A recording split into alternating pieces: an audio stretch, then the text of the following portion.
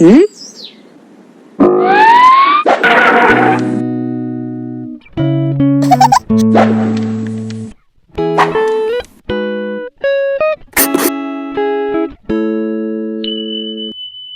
Ruben here and welcome to Anatomy Movement, where anatomy becomes funatomy.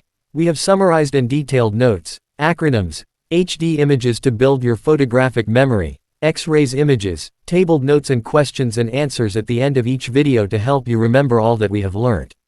Without further ado, let's dive into today's topic. Arterial supply to the upper limb. The arterial supply to the upper limb is delivered via 5 main vessels proximal to distal. Subclavian artery. The arterial supply to the upper limb begins as the subclavian artery. At the lateral border of the first rib, the subclavian artery enters the axilla, and is renamed the axillary artery. Axillary artery. The axillary artery lies deep to the pectoralis minor and is enclosed in the axillary sheath. At the lower border of the teres major muscle, the axillary artery is renamed the brachial artery. Brachial artery. The brachial artery is a continuation of the axillary artery past the lower border of the teres major. It is the main supply of blood for the arm. The brachial artery proper descends down the arm. As it moves through the cubital fossa, underneath the bicipital aponeurosis, the brachial artery terminates by bifurcating into the radial and ulnar arteries. Radial artery. Radial artery supplies the posterolateral aspect of the forearm. It contributes to anastomotic networks surrounding the elbow joint and carpal bones. Ulnar artery supplies the anteromedial aspect of the forearm. It contributes to an anastomotic network surrounding the elbow joint. Also gives rise to the anterior and posterior interosseous arteries, which supply deeper structures in the forearm. Arterial supply to the hand begins with the ulnar and radial arteries. The ulnar artery enters the hand anteriorly to the flexor retinaculum and laterally to the ulnar nerve. It gives rise to the deep palmar branch and continues laterally across the palm as the superficial palmar arch.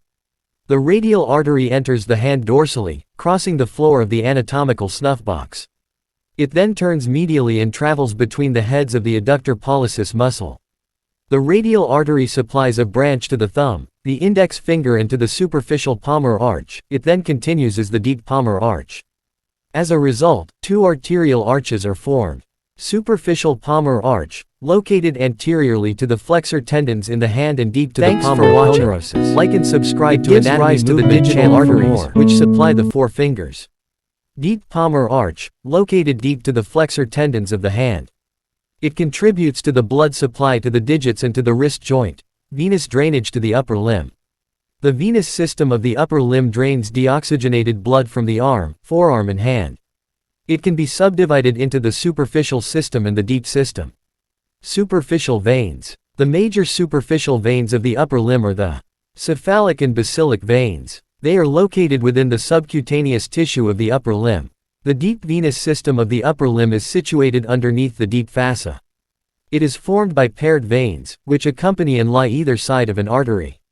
In the upper extremity, the deep veins share the name of the artery they accompany.